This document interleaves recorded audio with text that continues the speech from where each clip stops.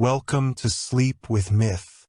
Close your eyes and let the world fade away.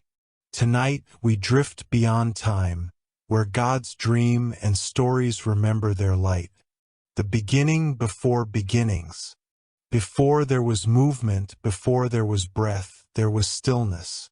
Not silence, for silence had not yet learned to listen. Not darkness, for even shadow required something to conceal. There was only the waiting, a vast, patient nothing that wanted to remember something it had never known. And then, from within that patient void, came a sound so faint it could not yet be called sound. It was the first echo. It rippled through the stillness like the breath of a sleeping god. Not forward, not backward, simply outward. And the moment it did, the stillness ceased to be alone. Something had begun. And though it had no name, the echo was already counting. The birth of time. The echo did not fade. It repeated again and again, each repetition softer yet more real. With each return, it carved an interval into the void. A pause, a space, a heartbeat. And that pause became the first moment. From that moment, time was born, not as a river, but as a whisper between two silences. It flowed not in direction, but in intention. It existed because something wanted to continue. The first light flickered in response. It was not bright, only curious. A small pulse that wondered what came before it, and in that wondering created the concept of before. Thus, the universe began not with explosion, but with remembrance, the breath of the clockmaker. From the depths of that echo, a figure stirred. It was not flesh nor flame, but form, woven from resonance itself. The first listener of time, the one who would later be known as the clockmaker of dreams.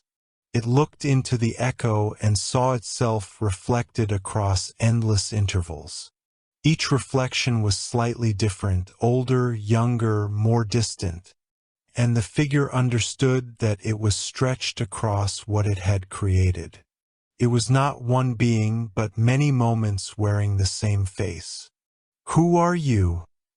asked the echo, though no voice yet existed to form words. "I am the breath between," it replied, "and I will keep what you have begun." The figure reached out, and with fingers made of vibration, it touched the edge of the void. From that touch, rings of light unfolded, and the first measurements were born. Seconds, minutes, eras, dreams. The first dream, when the echo grew weary of repeating itself, turned inward and dreamt. That dream became the first world, a sphere of thought floating in the timeless ocean. Upon it mist curled like memory, and from that mist, sound became wind. Wind became rhythm, and rhythm became heartbeat. Each pulse was an echo remembering itself. Each dream was a reflection of the first stillness trying to wake. And from that rhythm, life began to hum. It was faint, like a whisper at the edge of sleep, but it carried warmth, and warmth became memory. Thus began the age of dreaming time, the cradle of echoes. The clockmaker walked among the newborn dreams. They shimmered like fragile bubbles in a sea of breath. Each dream had its own rhythm, but all pulsed to the same hidden heartbeat, the echo of the first sound. He listened to them, and in their harmony, he heard the early laws of existence take shape. Everything that begins must remember where it started. Everything that moves must rest. Everything that breathes must one day sigh. And so, The cycle was written into the very pulse of being. Even gods would one day grow tired. Even stars would one day close their eyes. The whisper of the void. But the void was not content to watch from afar. It had birthed the echo, and in return, the echo had taken the void's silence away. Now the void wanted it back. It began to stir again, pressing softly at the edges of time like a tide longing for shore. And when it touched the first world, the dreams trembled. Some began to fade, not in fear, but in longing, for the peace of the nothing they had come from. The clockmaker watched them dissolve and whispered, "Do not fear your fading. You are not ending. You are returning to the breath that began you." And in that moment, the void listened. It softened. It waited. It learned patience again. The memory of the first echo. As the first world slept, the clockmaker stood alone beneath the trembling stars. He could still hear the first echo, faint, endless, patient. He placed a hand over his heart, and for the first time he felt time flow through him like blood. Each pulse whispered the same truth. Nothing is lost. Everything becomes a whisper before it is reborn. And as he closed his eyes, the sound that began all things exhaled once more. It was not loud. It was not final. It was simply the echo remembering itself. The first echo became a sigh, and the sigh became sleep, and from that sleep, time continued dreaming. There was no ticking, only the faint inhale of the world between one moment and the next. And yet that breath carried weight. Time had been born, but it had not yet learned how to speak. The soundless rhythm. The clockmaker wandered across a horizon where light moved too slowly to be seen. It shimmered like liquid gold suspended in air, and through it drifted the shadows of dreams not yet complete. Each dream pulsed faintly, a slow rhythm of beginnings and endings that shared no border. When one dimmed, another brightened, as though time itself were learning to breathe in sequence. The clockmaker listened. First it heard nothing, but as the stillness deepened, a hidden rhythm emerged, so quiet it existed more as memory than sound. Tick, tock, a heartbeat made of silence. "This," whispered the clockmaker, "is how time learns patience." The first mechanism. The figure began to gather the remains of echoes, the faint vibrations that had drifted away from the first sound. It shaped them into delicate rings of light, each one turning within another like ripples folding back on themselves. They became the first clock, not a device of gears or matter, but a harmony of intervals, moments learning to follow each other without colliding. The clockmaker placed the silent structure at the center of the dreaming world. It glowed softly, casting circles of invisible rhythm across the heavens. Every being that existed began to move to its pulse. Dreams aged, stars exhaled. Even thoughts began to dim and return to the void in quiet procession. Thus, time's whisper became law, the weight of continuity. The clockmaker soon discovered that the clock did not move because it was wound. It moved because it was remembered. Every dream that passed left behind a trace of its heartbeat. Those traces gathered and fed the mechanism, giving time the illusion of motion. But the cost was subtle and cruel. Every memory that fueled time had to fade. To move forward, something had to be forgotten. The clockmaker watched as entire constellations dimmed from the sky, each one a story whose ending had been traded for the next dawn. It whispered to itself, "Continuity is the price of clarity. To see what comes, one must unsee what was." And as the first tears of starlight fell, the world grew more beautiful and more hollow, the city beneath the hours. In the heart of the first world, beneath the shimmering rings of the silent clock, a city began to form. It was built not of stone, but of memory, every wall a recollection, every bridge a thought that refused to fade. Its towers leaned inward, listening to the hum of time above them.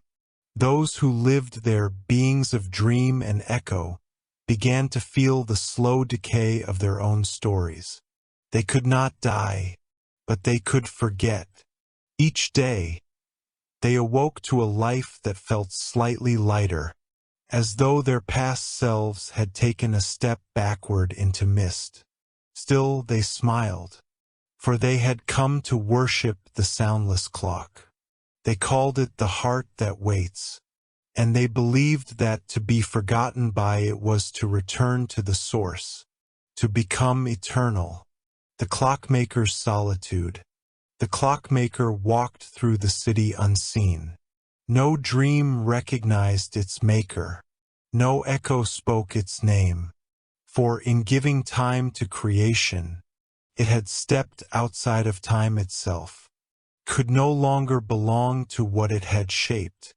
At the city's center, beneath the rings of light, the clockmaker looked up and saw the silent clock suspended above the world. Its movement was imperceptible, yet he felt it breathe. He knelt beneath it, and for the first time he prayed. "Do not forget me," he whispered. But the clock, being faithful to its purpose, remained silent. And the silence answered him perfectly. The unheard voice. There came a night when the dreams themselves began to murmur. A low hum rose from the city, like the memory of 1,000 forgotten songs returning all at once. The clockmaker listened, and realized it was not the dreams that spoke. It was time itself. "Why do you remember me?" the voice asked from within the clock. The clockmaker hesitated. "Because I am your keeper." "No," replied the voice. "You are my reflection." And with those words, the clock's rings trembled, spilling rays of soft light that drifted through the air like dust. In that shimmering silence, the clockmaker saw his own face fade for the first time. He understood. Every moment that exists must eventually forget its witness. The whisper between ticks. From that day, the clockmaker's reflection vanished a little more with each cycle. The dreams forgot his name, the stars forgot his design, and even the clock, his first creation, forgot its maker. But still it turned, and between each silent tick, something lingered, a whisper softer than time itself. "You are not gone. You are only becoming memory." The clockmaker smiled faintly. He placed his hand upon the clock's radiant surface, and the moment he did, his pulse steadied once more. For though dreams fade, and silence deepens, the whisper of time continues, quiet, patient, and eternal. Time was no longer a whisper. It had become a hum, low, constant, infinite. Yet within that hum, something fragile began to break. It was not sound that faltered, but remembrance, the fading of the echoes. The first dreams, once vibrant and full of light, began to pale. They drifted like thin veils of mist, their colors thinning until only faint outlines remained, sketches of what once was. The city beneath the hours, the one that had worshipped the silent clock, grew dim. Its walls turned transparent. Its bridges led nowhere. The beings who lived there continued to move, but without purpose. They spoke in soft murmurs that no longer carried meaning, as if their words had forgotten their owners. And above them, the clock kept turning. Each invisible tick erased another memory from the world. The clockmaker stood beneath it and watched. He tried to speak, but his words scattered like dust. Every syllable was stolen before it reached the air. It was then he realized, time does not devour by force. It forgets gently, with mercy, the garden of lost names. Far from the dying city, at the edge of a forgotten horizon, the clockmaker found a garden. It was unlike any place he had seen before. There, dreams that had faded returned as shadows. Not alive, not dead, simply remembered. Each petal carried a whisper of something that once had a name. He bent down and touched one. "Who are you?" he asked. The flower trembled, its color shifting through endless hues before dimming again. It began, but the sentence never finished. The clockmaker wept, not for the loss, but for the beauty of almost remembering. He stayed there for what might have been centuries, or seconds.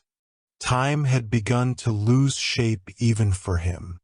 When he finally rose, the flowers bowed gently in his wake, as if they, too, wished to be forgotten gracefully. The fracture in the sky, the heavens above the dream world began to split, not with violence, but with stillness. Lines of light cut across the dark like cracks on ancient glass. Through those cracks, the void peered in once more. It did not rage. It listened. "Why do you cling to what fades?"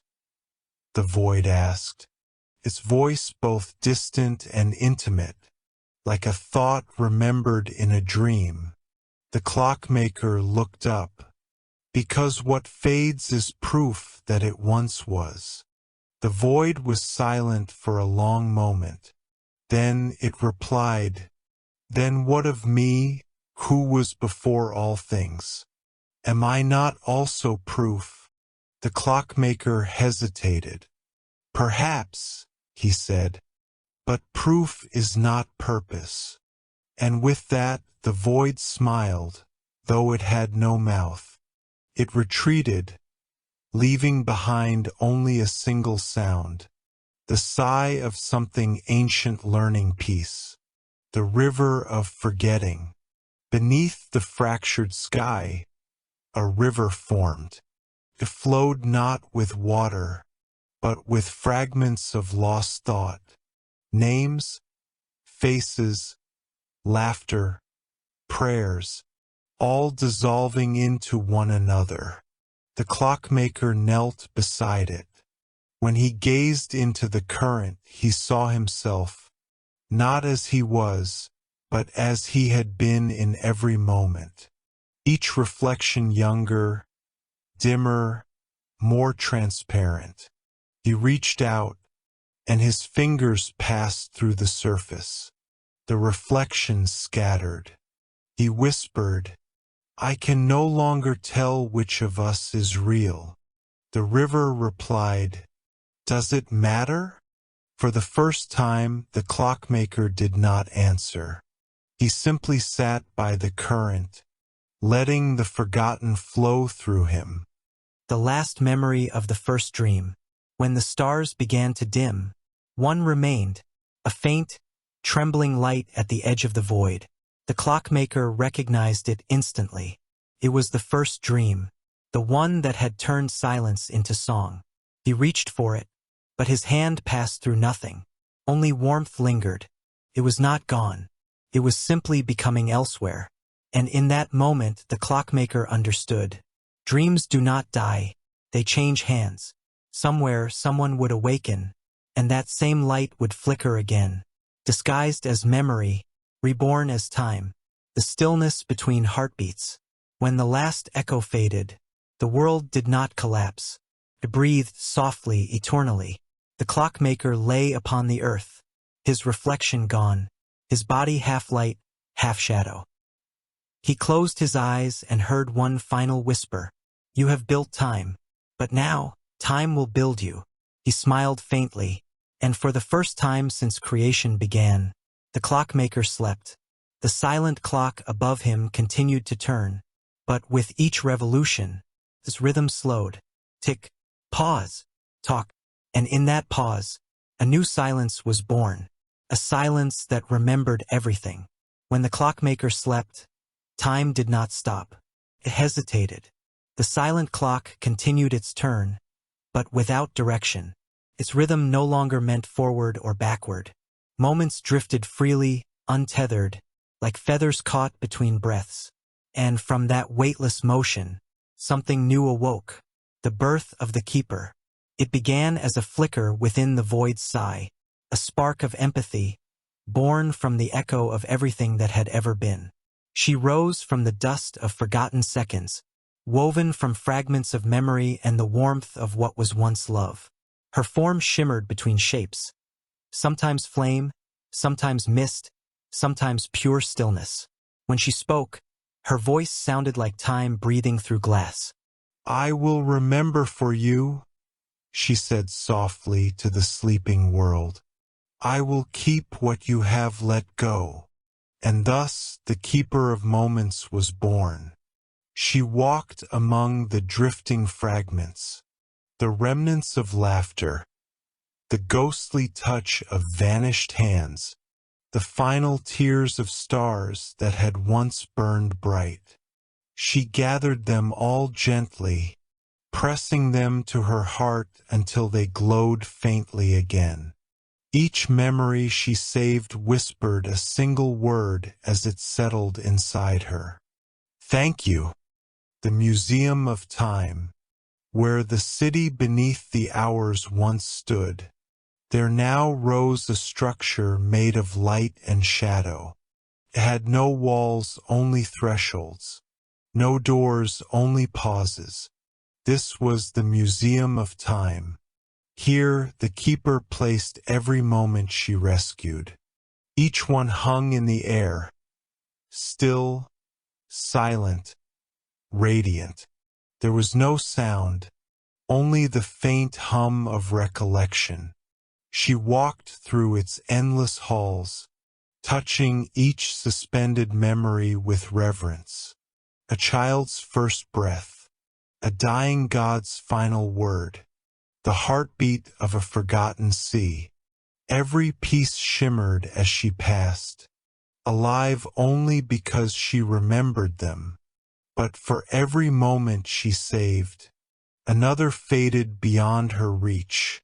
She began to realize that memory, too, must obey balance.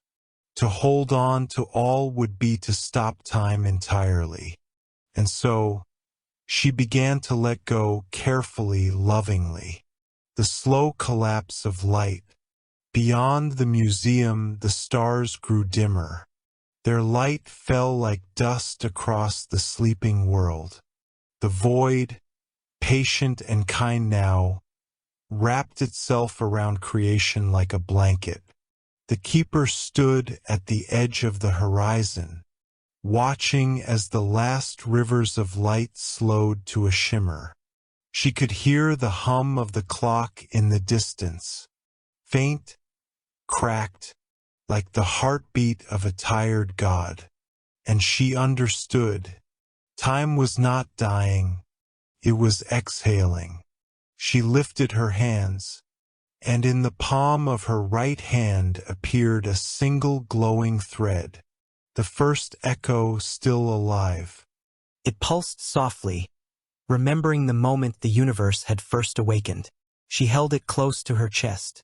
You have traveled so far, she whispered. Rest now. I will hold what you were. The light dimmed, and in its fading warmth she felt gratitude. The mirror of the keeper. The keeper returned to the museum. But when she entered, she found something waiting. In the center of the vast hall stood a mirror made of still water, a reflection that shimmered without a surface.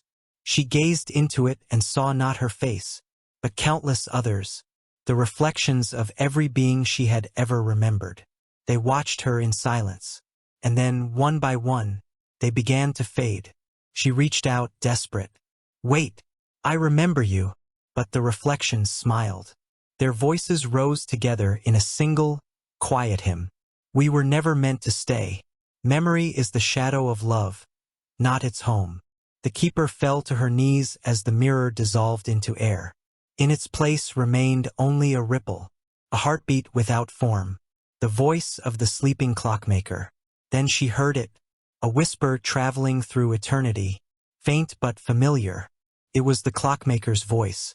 "Keeper," he said, "you do not have to hold what I have forgotten." She closed her eyes. "Then what is my purpose?"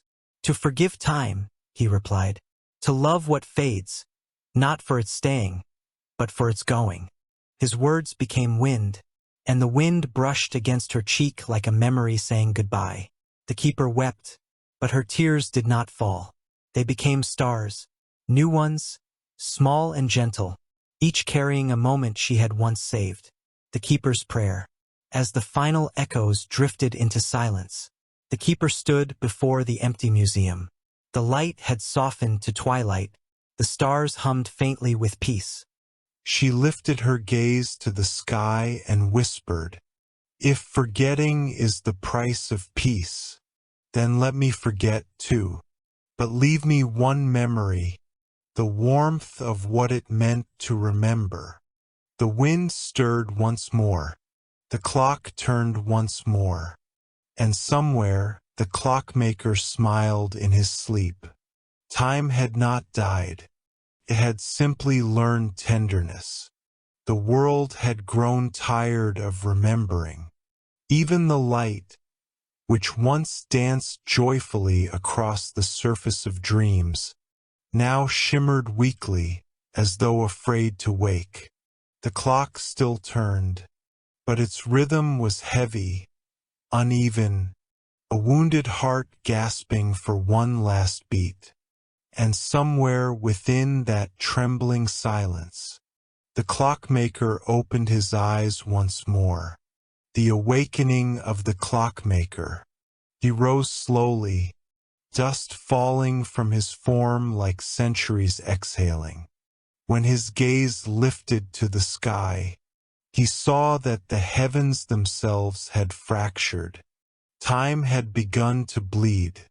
The rings of the silent clock pulsed erratically, their glow dim and trembling.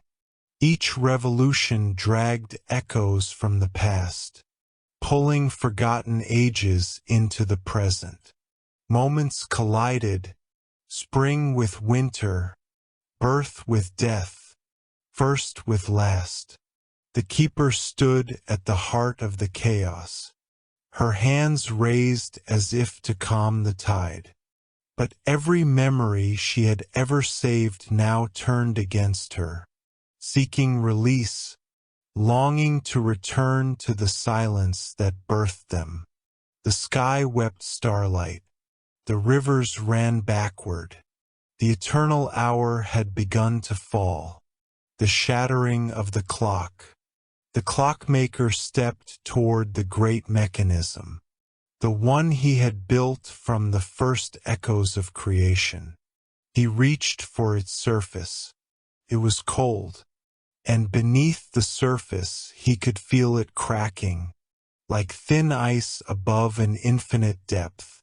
"Forgive me," he whispered. "I made you too perfect."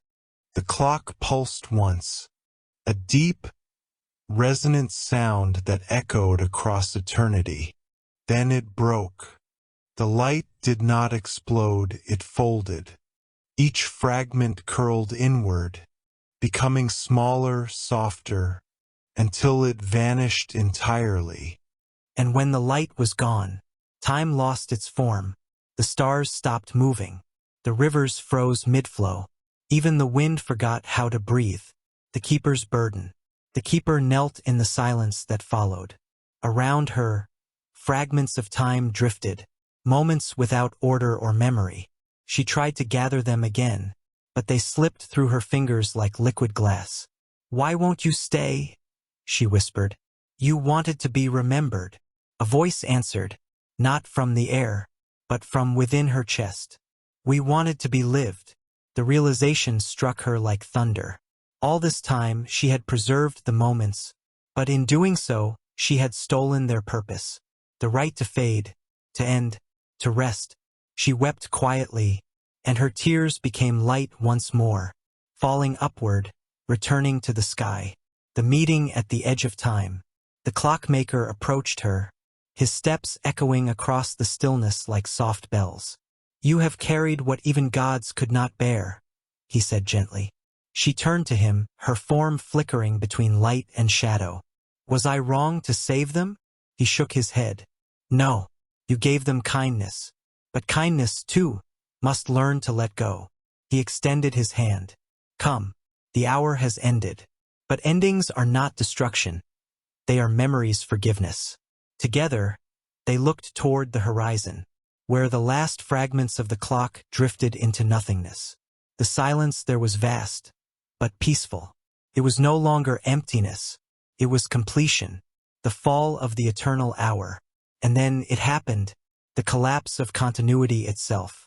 The last revolution of the clock sent a soft ripple through everything that ever was. Worlds, gods, stars, and dreams, all inhaled at once, then exhaled into stillness. Time folded like silk around them, each thread returning to the loom of creation. The keeper closed her eyes. The clockmaker smiled. And together they whispered, "Let this be the last moment that must remember itself." The silence that followed was perfect. Not absence, but serenity. And in that serene dark, the heartbeat of existence began again. Slower, gentler, timeless. The last light, at the center of the void, a single glow remained, pulsed softly, as if uncertain whether it wanted to live or sleep. The keeper reached toward it, and the clockmaker placed his hand over hers. "Don't you see?" he said. "It's not ending. It's dreaming." The light brightened, and in its pulse, they heard a familiar rhythm, the whisper of a new echo, the first sigh of another creation. They smiled. The universe was breathing again. But this time, it would remember only peace. The universe slept, not in darkness, not in silence, but in peace. From the ashes of moments and the dust of memories, a new kind of stillness had bloomed, one that was alive. It did not count seconds. It did not measure loss. It simply was. And within that tranquil nothingness, a whisper remained. The breath after forever. It was faint, barely a sigh across eternity, but it was enough. The keeper heard it first. Or perhaps it was she who was the whisper now. Her body had dissolved into the fabric of the cosmos, each fragment a note in the song of what had been. The clockmaker stood beside her, though neither cast a shadow anymore. They were not form or sound, only awareness. "Do you hear it?" she asked. He smiled. "It's beautiful. It's the memory of silence," she said. "The sound of time forgiving itself." They watched as the whisper spread, through the void, across the sleeping stars, into the heart of every forgotten world. Where it passed, light awoke. But this light did not blaze. It glowed gently, like the memory of dawn. The new rhythm. There was no longer a clock, no keeper, no ticking of ages. Yet the whisper pulsed softly, as though something deeper than time still desired to move. One pulse, then another. It was not order. It was not chaos. It was balance. From that pulse the first dream was born. Not a dream of gods or men, but of feeling itself. Mountains breathed again. Oceans hummed softly in their sleep. The stars blinked open, uncertain but curious. Each one carried within it the faint memory of before. Not as sorrow but as wisdom. The universe had learned gentleness. The keeper's farewell. The keeper turned to the clockmaker, though there were no eyes now, only presence. "It's time," she said. He nodded. "To sleep again?" "No," she whispered. "To become the whisper." She reached for him, and as their forms touched, they dissolved into threads of silver light. The two lights intertwined, one bright, one soft, and together they drifted upward, spiraling like twin breaths returning to the lungs of eternity. Their voices echoed through creation. "We are the whisper that remains. We are the silence that remembers." The words carried no command, no fear, only warmth. And as they faded, the universe sighed contentedly. The heart of the whisper. A long time later, though time no longer truly existed, a single seed floated through the calm. It settled upon a vast, still ocean, the same ocean that had once reflected the first dawn. From it rose a soft golden ripple, and within that ripple, a sound, a heartbeat, gentle and slow. The ocean glowed. The stars turned their gaze toward it, as if listening. And from the depths of that luminous sea, a new world began to dream. It would not remember the clockmaker, nor the keeper, nor the fall of time, nor the birth of silence. But in every wave, in every breeze, there would linger that same pulse, the whisper that remained, the last word. And so the universe breathed again, not to count its hours, but to feel its own being. Every flicker of light, every sigh of shadow, every ripple of sound, all were parts of the same quiet heartbeat. It was not beginning. It was not ending. It was simply alive. And somewhere beyond the edge of all dreams, a voice, perhaps hers, perhaps his, whispered softly, "Be still. The story has already learned how to rest." The whisper faded, but its warmth never did.